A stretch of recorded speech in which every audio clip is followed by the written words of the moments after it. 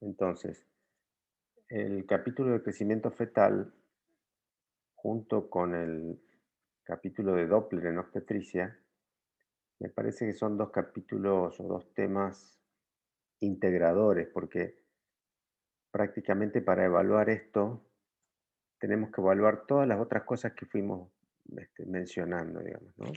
Es decir, se tiene que tener en cuenta el crecimiento en el primer trimestre, se tiene que tener en cuenta el líquido amniótico, la placenta, la biometría fetal, eh, los parámetros eh, Doppler en general, que después nos permiten sacar conclusiones sobre los fenómenos que vamos viendo, ¿no? Entonces, está todo concatenado una cosa con la otra.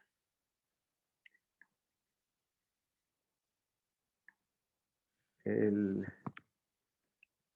Habitualmente se considera que dentro de esa dispersión de población que tenemos, en las cuales consideramos la media más menos 2 de Dios estándar, tenemos del percentilo 5 al percentilo 95 de un determinado parámetro. En este caso, el parámetro es el peso al nacer. Se considera que, digamos que por debajo del percentilo 10 hay un potencial trastorno del crecimiento. Entonces, se ha visto que eso se asocia a una mayor morbimortalidad perinatal. ¿Mm? También se vio que esta restricción de crecimiento puede estar vinculado a causas de muerte fetal intraútero, a parto pretérmino, a casos de hipoxia perinatal, a hipoglucemia, convulsiones, en general, todos fenómenos asociados a inestabilidad del recién nacido. Inestabilidad hemodinámica, inestabilidad neurológica, etcétera. Y en algunos casos es tan sutil que por ahí puede pasar por alto, o inadvertido o no diagnosticado. Hay, la incidencia global es entre un 5 y un 10%. Y acá es lo que un poco mencionaba anteriormente, la ecografía y el Doppler juegan un papel muy importante.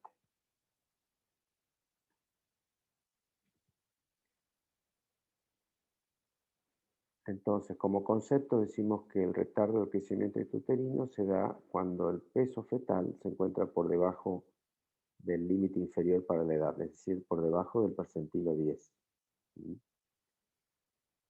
Y que el crecimiento está restringido en relación siempre al potencial de crecimiento, a su potencial genético, o sea, es menor al esperado para su potencial. Y estas causas pueden ser de diversa índole. ¿Sí?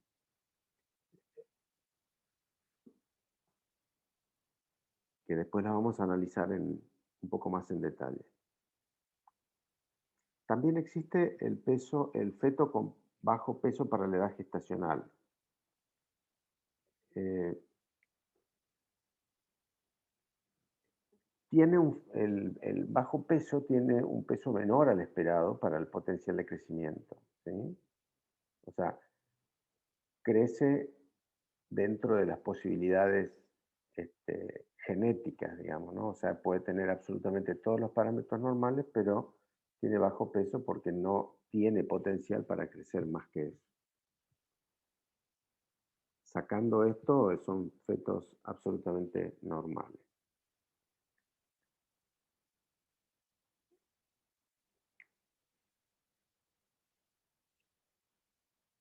El bajo peso, entonces, para la edad gestacional, constitucional, son fetos normales que crecen de manera adecuada de acuerdo a su potencial genético. De todas las restricciones de crecimiento, en el cuadrito acá se dividen en tres tercios, ¿no? Un tercio son los bajos pesos constitucionales y los otros dos tercios son eh, retardos de crecimiento por otra causa, ¿no? ahí se reparte, digamos, lo que son retardos de causa placentaria, ¿sí? Y los retardos de crecimiento intrínsecos, que son básicamente los dos grupos a los cuales nosotros habitualmente nos referimos. Los intrínsecos son los fetos que tienen algún trastorno cromosómico o infección o alguna anomalía estructural importante por el cual no van a poder desarrollar su potencial. Y después están los otros que tienen, digamos, tienen todo el potencial como para crecer, pero no pueden porque hay un déficit placentario, por ejemplo, un déficit de oxígeno, y eso se puede presentar tanto al principio como al final del embarazo. En las etapas del crecimiento eh, podemos, diferenciar tres periodos, digamos. En la primer parte del crecimiento, podríamos decir el primer trimestre, hasta la semana 20 aproximadamente, predomina la hiperplasia celular. Hay mucha replicación celular. A medida que va avanzando el embarazo, va disminuyendo la replicación celular, pero aumenta la hipertrofia, es decir, el aumento de tamaño de las células. Así como en el primer periodo la replicación es muy activa, en el segundo periodo baja un poco, ¿no? Una intensidad, podríamos decir, intermedia. Y a partir de las 28 semanas ya hay prácticamente muy poca hiperplasia, o sea, menor tasa de replicación celular, pero sí hay hipertrofia, ¿sí? Aumento del tamaño de las células, y por eso es que en esta última etapa es cuando el feto habitualmente gana más en peso, ¿sí? El último trimestre es en el que aumenta significativamente el peso fetal. Esas tres etapas se pueden resumir en este cuadro. Primera etapa, predomina la hiperplasia, en la segunda va disminuyendo la hiperplasia y aumenta la hipertrofia celular, y en la última etapa prácticamente predomina la hipertrofia celular. Acá, digamos, después vamos a ver los dos tipos de la clasificación de los retardos de crecimiento. Generalmente después vamos a ver que hay dos tipos, el tipo 1 y el tipo 2.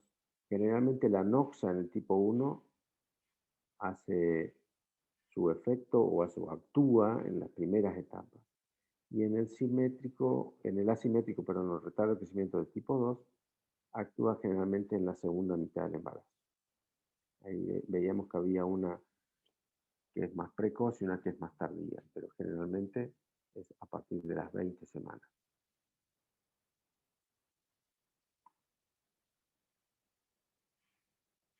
Como decíamos entonces,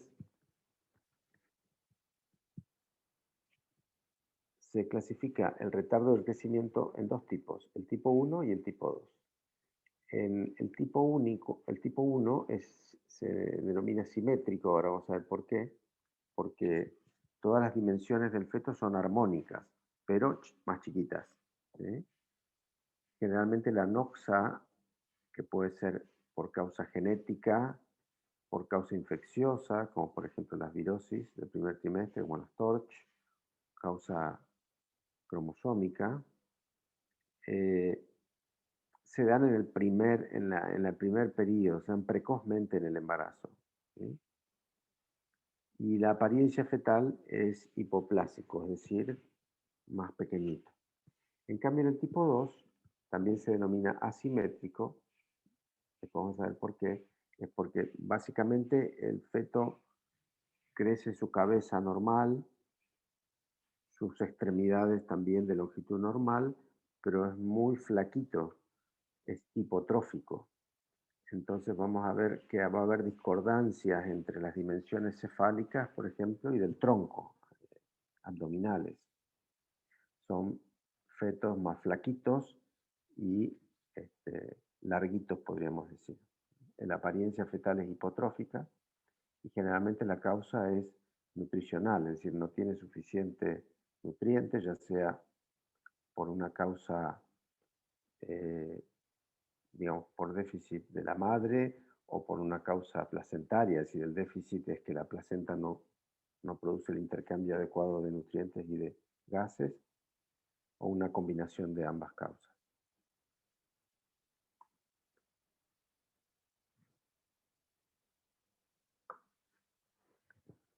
En el retardo de crecimiento tipo 1, entonces la anoxa afecta tempranamente la gestación, hay una reducción simétrica y armónica del crecimiento y el retardo se denomina simétrico. ¿Sí? Un tercio de los neonatos con bajo peso para la edad gestacional pueden estar relacionados con este tipo de retardo de crecimiento. ¿Sí? Hay asociadas causas como infecciones intrauterinas, como las que mencionamos hace un ratito, anomalías cromosómicas o malformaciones congénitas.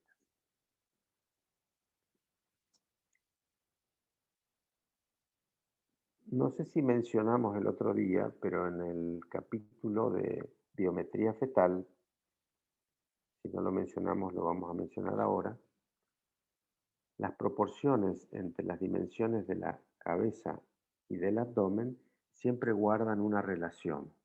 A lo largo del embarazo, las líneas continuas marcan, por un lado, la circunferencia abdominal que crece en forma lineal y la circunferencia cefálica que también crece en forma lineal, siempre mayor a la circunferencia abdominal. Pero en la última etapa del embarazo, aproximadamente en las 36 semanas, se produce un entrecruzamiento entre las dos medidas, es decir, a partir de las 36 semanas, la circunferencia abdominal va a ser un poquito mayor que la circunferencia cefálica. Y esto se mantiene hasta el parto. En el caso del retardo de crecimiento intrauterino simétrico, esas proporciones no van a cambiar. Lo único que recuerden que están todas por debajo de los valores normales porque estamos hablando de un feto que va a estar siempre por debajo del percentil 10. Entonces, va a crecer con todas medidas más pequeñas, pero se va a mantener esa armonía entre las dimensiones de la cabeza, del cuerpo y de las extremidades. Por lo tanto, vamos a tener la misma inversión de relación entre el abdomen y la cabeza a partir de las 36 semanas. En el caso del retardo del crecimiento tipo 2, la noxa generalmente actúa más tarde, después de las 20 semanas. Acuérdense que ya estamos ya terminó el primer trimestre, que es la etapa embrionaria, y ya estamos en la etapa fetal, en la cual prácticamente todos los tejidos están formados, solamente va cambiando la diferenciación de los tejidos y diferenciación celular y replicación, como dijimos, e hipertrofia. En este caso se denomina asimétrico por lo que les comenté. El peso fetal va a disminuir a expensas de menor tamaño del hígado. Por lo tanto, la circunferencia abdominal va a estar disminuida, ¿sí? Y las proporciones entre la cabeza y el abdomen la relación va a ser mayor, es decir, va a aumentar la relación circunferencia cefálica sobre circunferencia abdominal, por encima de lo normal. Lo mismo la relación entre por ejemplo, fémur y circunferencia abdominal, que también se establece una relación, va a estar alterada. Generalmente estos retardos se asocian a insuficiencia placentaria, hipoxia o malnutrición fetal. Esta es la curva que veíamos hace unos instantes,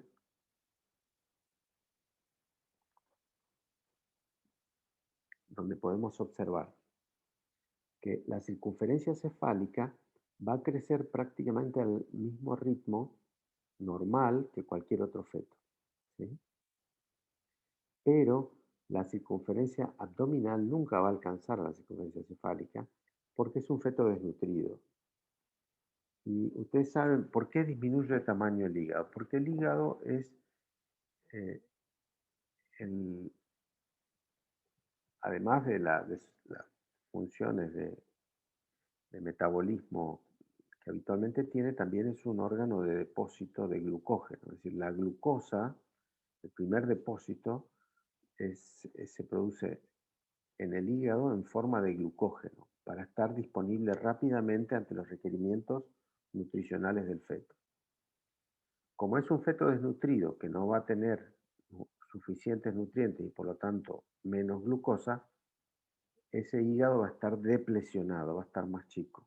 Y cuando vayamos a medir la circunferencia abdominal, vamos a notar esta relación. Va a estar muy por debajo del percentil, o por debajo del percentil 10.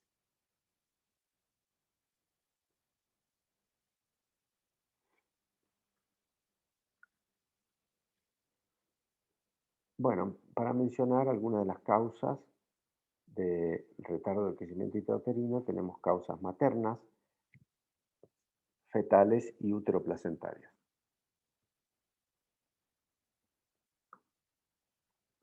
Entre las causas maternas, bueno, factores vinculados a la mala alimentación, factores ambientales,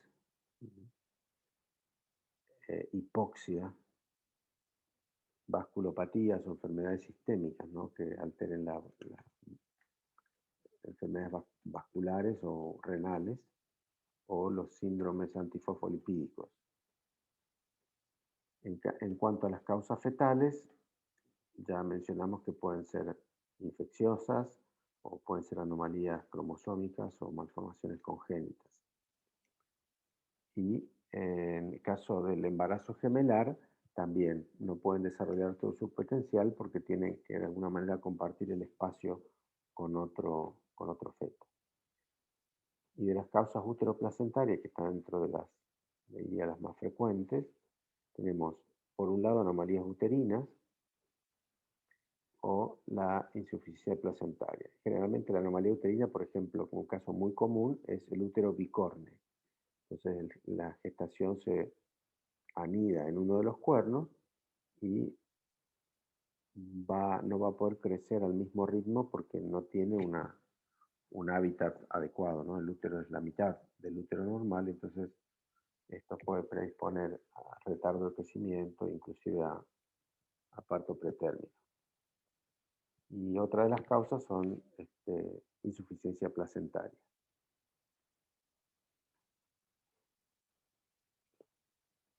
Un poco para entrar un poquito más en detalles de lo que mencionamos recién, dentro de los aspectos ambientales, como bueno, tiene que ver con los excesos, ¿no? De tabaco, alcohol, drogas. La hipoxia puede estar vinculada a enfermedades cardiopulmonares o una anemia severa, que muchas veces la anemia también está vinculada a la falta de ingesta, ¿no? Eh,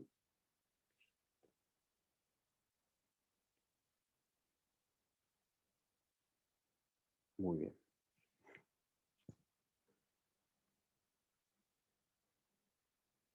En cuanto al ultrasonido, ¿qué papel juega? Eh, bueno, nosotros podemos tener, eh, primero sospechar el retardo del crecimiento intrauterino. Cuando vamos haciendo la ecografía, siempre tenemos que tener en cuenta, como dijimos, la edad menstrual, ¿sí? Ver si tiene ecografías anteriores para saber si se hizo una ecografía en el primer trimestre. Recuerden que la biometría del embrión es la más exacta, entonces si yo tengo una ecografía en el primer trimestre, podríamos decir que eh, estoy muy tranquilo porque sé que esa es fidedigna, digamos, ¿no? Entonces, me va a permitir, ante una eventual discordancia respecto de las curvas de crecimiento de los distintos parámetros, me va a permitir sospechar la posibilidad de un retardo. Eh, y la evaluación de la biometría fetal ayuda, pero va a ayudar más en la medida en que yo tenga los datos previos, ¿no? Es decir, si tengo por un lado la edad menstrual y por otro lado las ecografías anteriores. Cuando yo no tengo esos datos y tengo que evaluar una paciente embarazada que viene por primera vez a la consulta, vamos a suponer en el segundo o tercer trimestre, cosa que por suerte cada vez quizás se ve menos, digamos, ¿no? Porque ahora hay más controles que antes. Pero en esos casos, yo cuando hago la ecografía saco una foto. Esa foto me dice, tiene tanto de diámetro biparietal, tanto de longitud femoral, tanto de perímetro abdominal. Pero no tengo con qué compararlo, ¿sí? Entonces, eh, a veces, muchas veces la paciente eh, no solo no son regulares, sino que a veces no se acuerdan, porque no fueron lo suficientemente cuidadosas de anotar la fecha. Y ahí es donde nos vemos un poco en figurillas, ¿no? Porque es todo un desafío ver si lo que estamos viendo es un feto que está creciendo normalmente o tiene alguna alteración del crecimiento.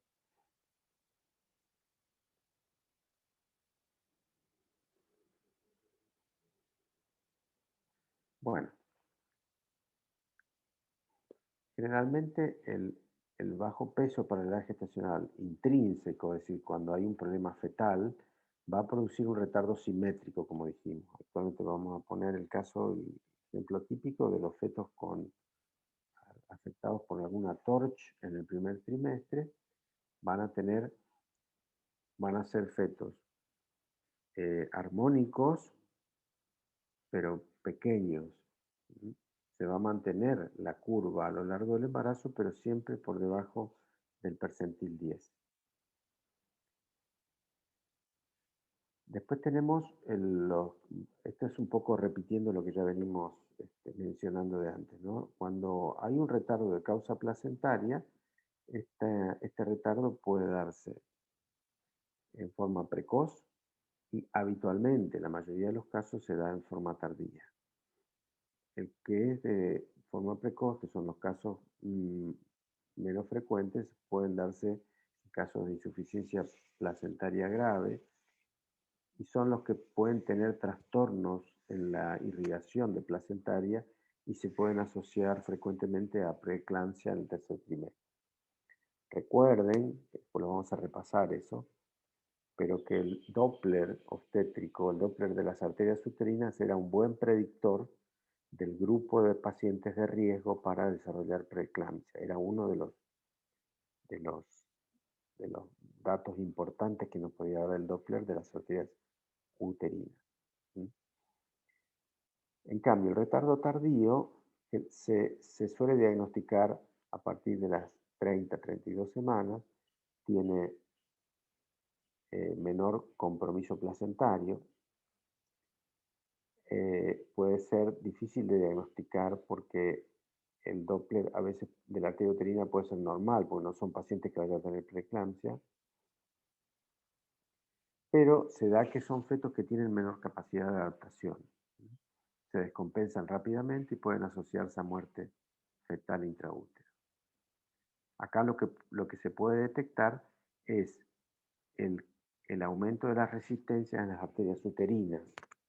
¿Sí? No se preocupen por esto si no entienden las arterias uterinas y la resistencia, porque eso lo vamos a volver a ver con el tema del Doppler. ¿Sí?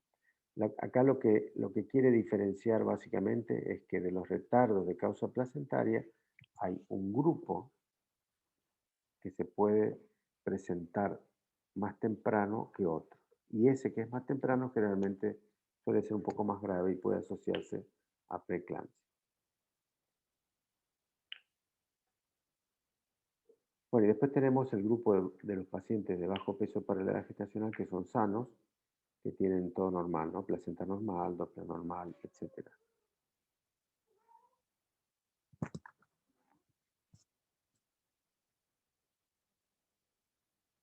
Un segundito, por favor. Bueno, lo mismo en esta diapositiva que habla de algunas características del Doppler que nos permiten diagnosticar el retardo del crecimiento intrauterino. Podríamos decir de la siguiente manera. Dijimos que la mayoría de las causas son de causa placentaria. Y la placenta está irrigada por un lado por las arterias uterinas y por el otro lado por los vasos fetales, que son las arterias umbilicales que llevan la sangre fetal a la placenta y la vena umbilical que lleva la sangre oxigenada con nutrientes desde la placenta a través de la vena, de la vena umbilical, el ductus venoso, etcétera, llegan al feto con la sangre con mayor aporte de oxígeno y nutrientes. Como la placenta es un órgano complaciente, como si fuese, yo siempre hago el mismo gráfico de la descripción gráfica, es como una esponja, una gran esponja, donde ustedes le irrigan con agua la esponja y la esponja tiene una gran capacidad de absorción, ¿sí? Y si conectaran eso con una manguera, la manguera llenaría la esponja fácilmente sin que haya mayor resistencia. ¿Mm? La manguera sería, por ejemplo, en el caso del feto, la arteria umbilical, ¿sí? Y la placenta la esponja.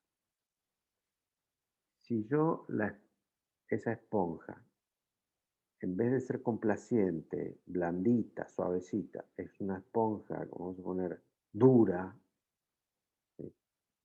Que pongámosle que se le puso algún pegamento, ¿no? O alguna cosa así que hace que pierda sus propiedades absortivas. Entonces, cuando yo la irrigo, ya sea con agua a través de una manguera, o en el caso de la placenta, a través de la sangre de la arteria umbilical hacia el tejido placentario, al estar rígido, que pierda sus propiedades elásticas y de complacencia, la sangre no, no, no va a pasar fácilmente, o sea que me va a poner una resistencia al pasaje de la sangre. Yo para que la esponja se llene de líquido o de sangre, de agua o de sangre, digamos, en el caso figurativo, yo voy a tener que aplicarle mayor presión a mi manguera para poder que ese líquido pase a esa esponja enferma, podríamos decir, esa alterada. Y yo con el Doppler lo que mido es la resistencia el índice de resistencia en esa estructura vascular, en esa arteria o en esa manguera, podríamos decirlo así. ¿Sí? Entonces, en la arteria umbilical, dice, acá está mal el de la diapositiva, dice caída progresiva, pero es aumento progresivo de la resistencia de la arteria umbilical. Yo voy a tener que vencer una resistencia muy alta y el índice va a estar aumentado. Eso me va a dar a mí la pauta de que, entre otras cosas, al no estar bien la placenta, ese feto está recibiendo menos oxígeno. Y después tengo otros parámetros venosos para medir y obviamente también la, la arteria uterina. A ver, repasando, no es que esté mal la filmina. Esto es lo que normalmente pasa. Yo estaba contando la patología. Lo que normalmente pasa es que las arterias uterinas van disminuyendo de resistencia y lo mismo la arteria umbilical. Cuando eso fracasa o se altera en el caso de la enfermedad, va a haber un aumento. ¿Sí?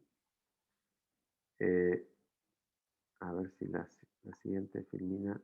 Bueno, además, después vamos a volver sobre el Doppler, no se preocupen porque eso lo vamos a ver en la segunda parte de la materia. Otros estudios a tener en cuenta son la evaluación, el detalle morfológico del feto, la evaluación ultrasonográfica detallada, el cariotipo fetal, para ver si hay alguna anomalía este, cromosómica. En el caso del estudio detallado del feto es para ver si no hay alguna malformación congénita asociada, ¿no? En el caso del rastreo viral es para descartar alguna infección viral asociada. y la evaluación de la madre para ver si no tiene alguna de esas enfermedades que mencionamos, como factores ambientales o factores de enfermedad sistémica como el síndrome fosfolipídico, alteraciones renales, etcétera.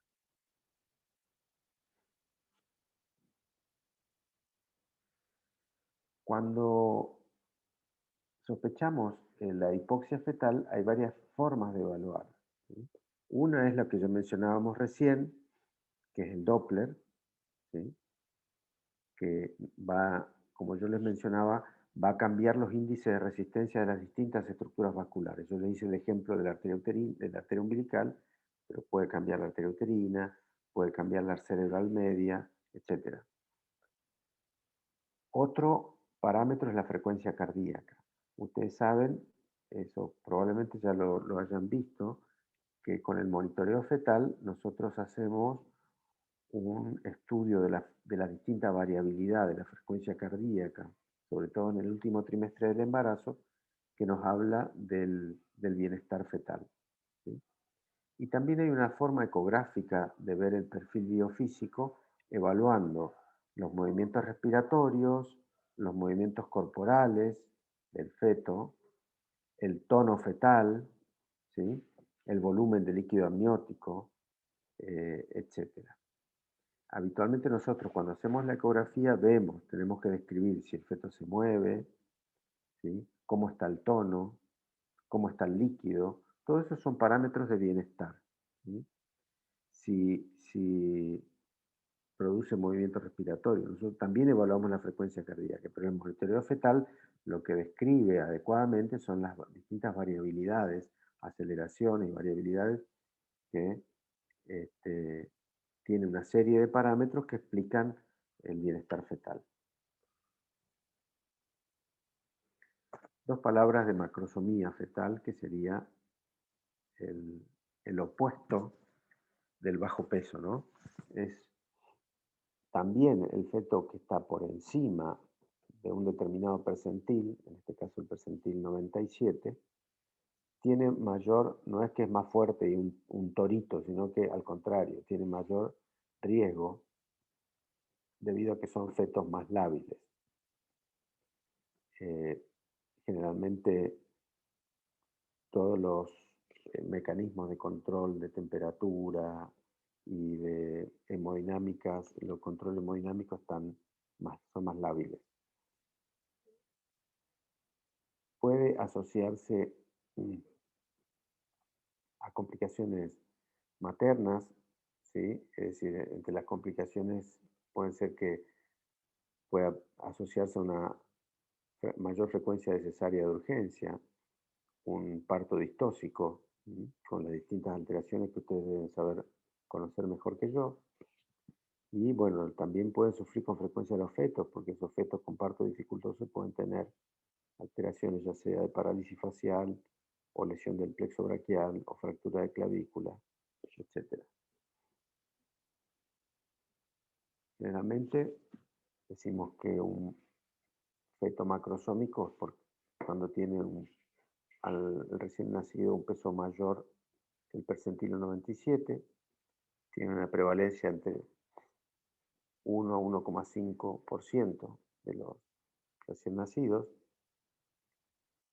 Dentro de los factores de riesgo está la obesidad materna y la diabetes, sobre todo la diabetes, porque eso es bastante frecuente de ver. Uno cuando está haciendo un seguimiento de un embarazo, una diabética, es un embarazo de alto riesgo. Y los fetos pueden ser, igual que los describíamos hoy, pueden ser simétricos o simétricos cuando están vinculados a algún factor genético o asimétricos vinculados a algunos factores ambientales intrauterinos. Lo concreto es que son fetos que se los ve a medida que se va haciendo el control ecográfico intraútero, que exceden todas las tablas. Y acá también es importante tener en cuenta la edad gestacional y la relación con el primer trimestre, ya que si sacamos solo la foto y no vemos la película, por ahí vamos a estar sobreestimando la edad fetal y con el riesgo que significa interrumpir un embarazo de un feto que está inmaduro, ¿no?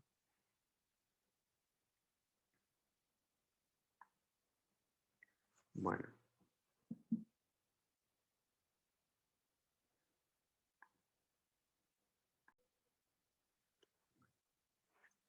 Bueno, tenemos 15 minutos. La enfermedad trofoblástica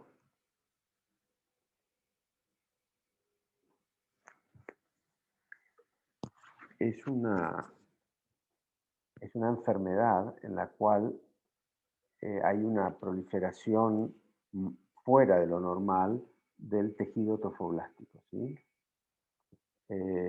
Y hay una serie de afecciones que se pueden clasificar de la siguiente manera, ¿no? Tenemos la mola hidatidiforme o mola hidatiforme, que puede ser completa o parcial, habitualmente es completa, la mola invasora o invasiva, el coriocarcinoma, el tumor trofoblástico del sitio placentario y el tumor epitelioide trofoblástico. Estos dos últimos son más raros, pero están dentro de la clasificación.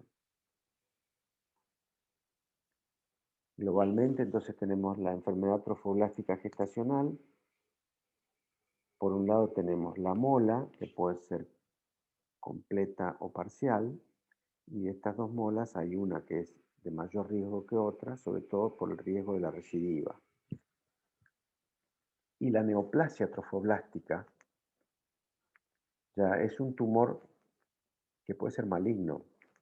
Entonces, si es maligno puede producir metástasis, puede diseminarse y puede comprometer la vida de la paciente.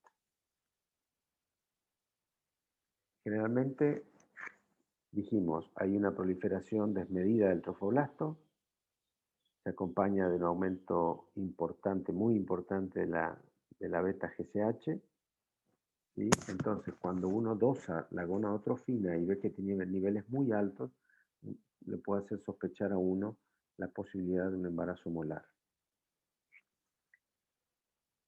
En la mola completa no se desarrolla el embrión, ¿sí? Es, es lo que habitualmente se ve como más frecuente.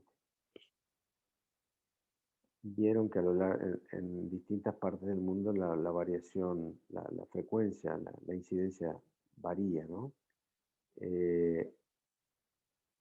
En América del Sur de 1,5 a 6 por mil embarazos, en el NOA de 4 a 7 cada 1000 embarazos. La mola completa, no hay tejido fetal. Esto no tiene tanta importancia, ¿no? Porque ecográficamente nosotros no vamos a estudiar eso. ¿Cómo se presenta? Se presenta con sangrado vaginal, generalmente es un sangrado como de agua de carne, ¿sí? No es un sangrado de sangre roja. La altura uterina es mayor a la esperada. Por la gonadotrofina coriónica puede tener mayor cantidad de síntomas como hiperemesis, ¿sí? O toxemia. Puede asociarse a hipertiroidismo y a presencia de quistes tecoluteínicos porque bueno, es por la hiperestimulación ovárica. Bueno, y acá quería llegar. Acá, así es como se ve en la ecografía. Todo esto bien nítido, bien gris oscuro, con un contorno bien regular es el útero. Todo esto es miometrio. Y en la luz, en la cavidad endometrial, se ve que normalmente se ve como una línea. Acá se ve totalmente distendida, con un útero aumentado de tamaño, como si fuese una gesta, pero con múltiples imágenes redondeadas, como vesículas anecoicas, ¿sí? De pared ecogénica, como si fuese un racimo de uvas. ¿Sí? Lo mismo se ve acá, más ampliado. Así es como se ve la mola. O sea, que acá no se ven partes fetales. Tenemos una mujer que presuntamente está embarazada porque tiene atraso y tiene todos los síntomas, pero cuando vamos a hacer el dosaje tiene un dosaje muy alto, una discordancia con la altura uterina y la edad menstrual, y en la ecografía podemos ver esto. Acá se ve lo mismo. Todas las imágenes vesiculares y el útero marcadamente aumentado de tamaño.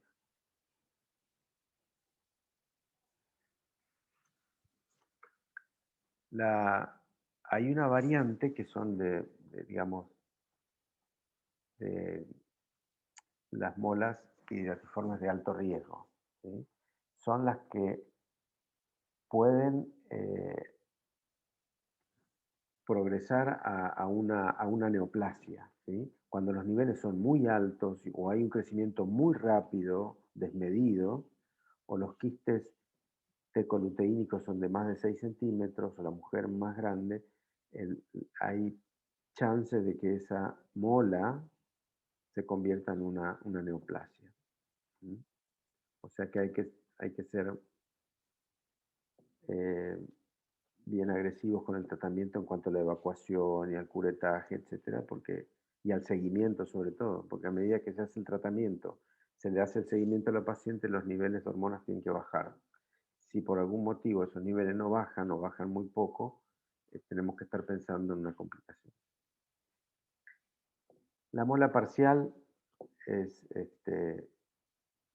poco frecuente, pero la diferencia es que yo veo embarazo molar, pero se ve algunas partes fetales.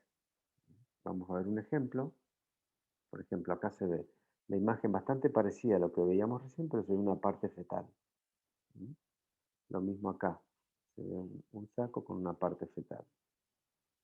Lo mismo acá, se ve una parte fetal y unas vesículas, en este caso tiene bastante tejido blando, con algunas vesículas un poco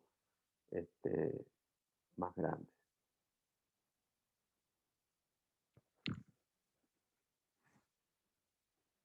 Bueno, esos casos, la mayoría resuelven totalmente las molas, ¿sí? El embarazo molar. Pero en algunos casos puede evolucionar a mola invasiva, coriocarcinoma o a tumor trofoblástico del sitio placentario. La mola invasiva, entonces, empezó como una mola completa, ¿sí?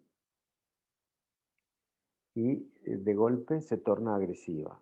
Entonces ya, ¿cómo se nota eso? Porque ya no se van a ver bien los límites netos del embarazo molar, sino que se va a ver invasión de los tejidos, por ejemplo, del miometrio. ¿Mm? Es agresivo localmente. Sobre todo hay que sospechar, como lo mencionábamos recién, cuando la curva, después del tratamiento de la mola, la curva de la beta-gonadotrofina coriónica no desciende en forma abrupta, sino que se ameseta o aumenta el valor. Acá vemos una tomografía, simplemente para mostrarles que acá se ve muy bien el miometrio realzado con el contraste, pero en este sector hay límites mal definidos y acá se ve como prácticamente donde está esta flecha está muy cerca de la serosa del útero. Esto habla de que es un tumor agresivo, invasor y mal delimitado. El coriocarcinoma directamente ya es la versión maligna, digamos, cuando se convierte en un tumor maligno, en un, en un carcinoma. Son tumores muy agresivos y puede estar precedida por un embarazo molar, pero a veces no hay el antecedente de mola. Un paciente que tuvo un aborto o un embarazo normal y de golpe aparece con los síntomas por el aumento de la gonadotrofina, los quistes tecoluteínicos, e inclusive puede diagnosticarse nódulos pulmonares por metástasis, ¿sí? Y acá el parámetro fundamental es el dosaje de la gonadotrofina coriónica humana.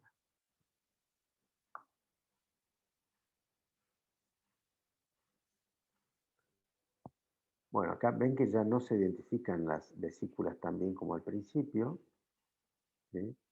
Y se ve, las flechas marcan, todo esto es miometrio, y acá las flechas marcan como un tejido anormal, heterogéneo, está invadiendo la pared del útero, ¿eh? Llega prácticamente hasta la serosa, donde está muy adelgazado el miometrio.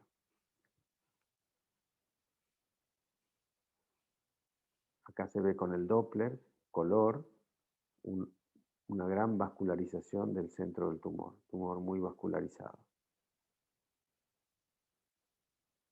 Lo mismo en esta resonancia, que es un T1 con contraste, se ve el tejido anormal invadiendo más de la mitad del espesor del útero. Acá la pared anterior se ve bastante bien, la pared del útero, y sin embargo el tejido acá se ve sin un límite claro y con un crecimiento sobre los restantes sectores de miometrio.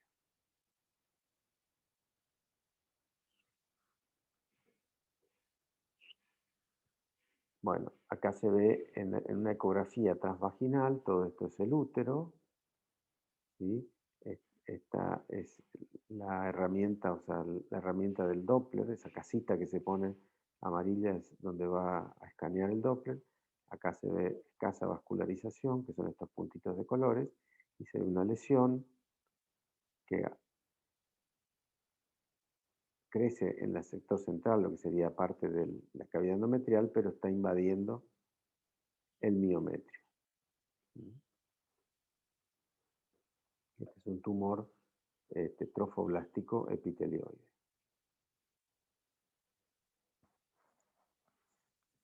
Estas son variantes, es decir, acá si es una cariocarcinoma o un tumor trofoblástico del sitio placentario, claramente el diagnóstico no lo vamos a hacer nosotros, se va a hacer con la anatomía patológica.